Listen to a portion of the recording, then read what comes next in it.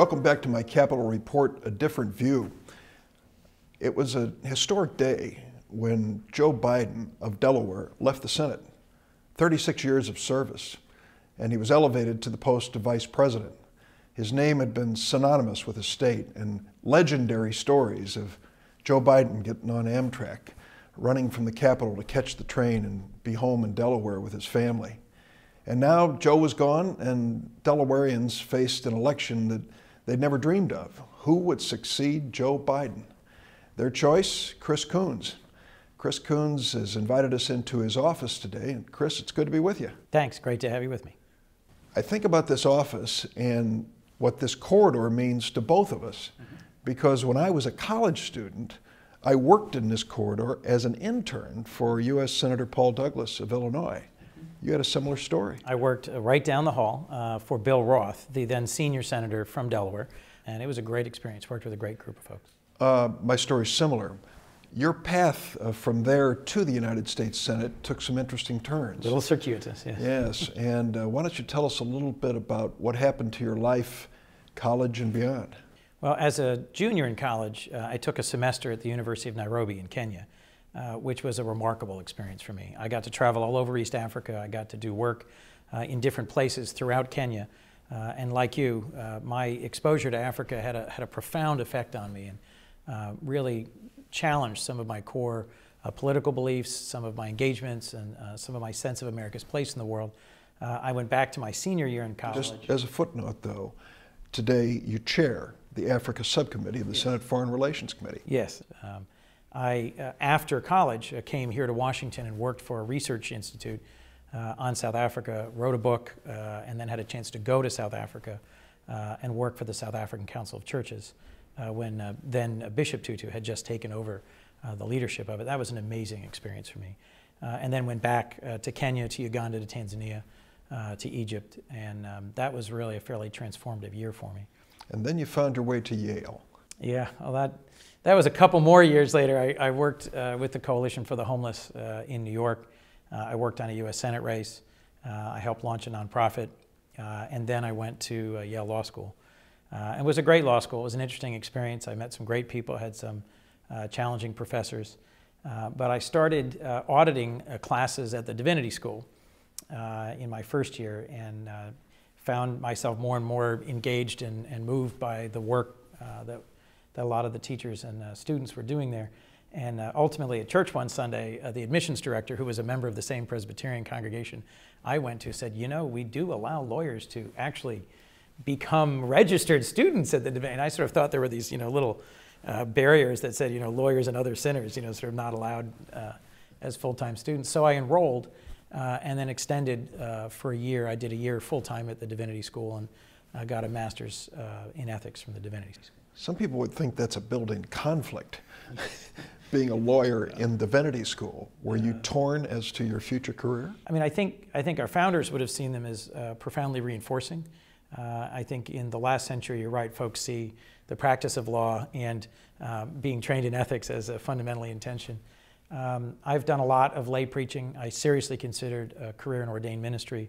A lot of my friends are pastors, and at the end of the day, in my denomination, you have to do a whole year of Greek, Hebrew, and polity. And it was at the time I was working in a homeless shelter in New Haven and helping run this I Have a Dream program. And I just was more compelled, moved to do hands-on sort of mission and outreach work. And so chose to go home to Delaware. I got an offer to clerk for Judge Jane Roth, whose husband was the senator. And who was a fantastic judge. And I had a great experience with her and working with kids from the east side of Wilmington.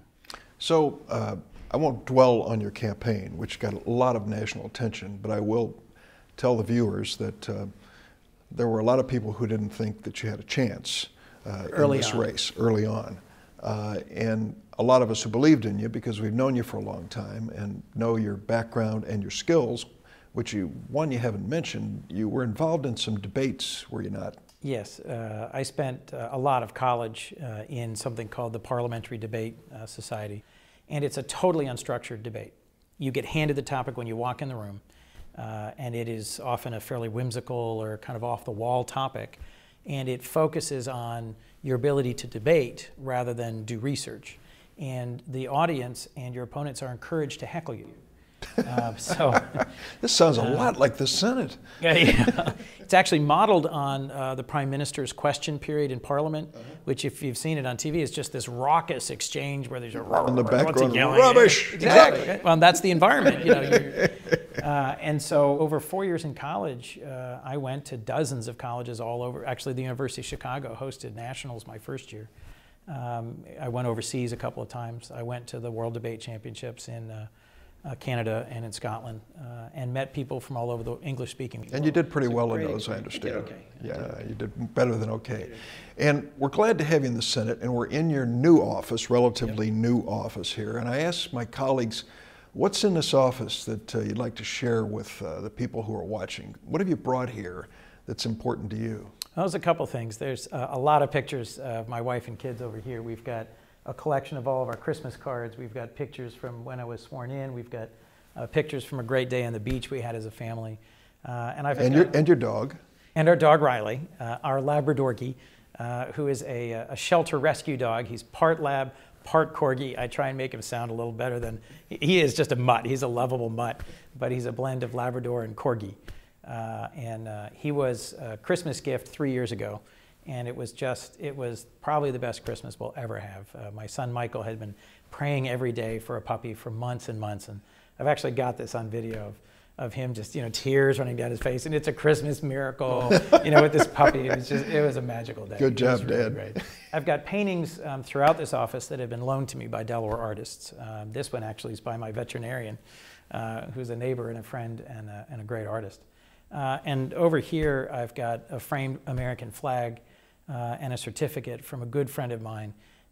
There's a picture of a Black Hawk in flight, and it's being flown by a county police officer who I befriended while he was serving overseas, and a wonderful young man, Brooke James, who today is on his second tour.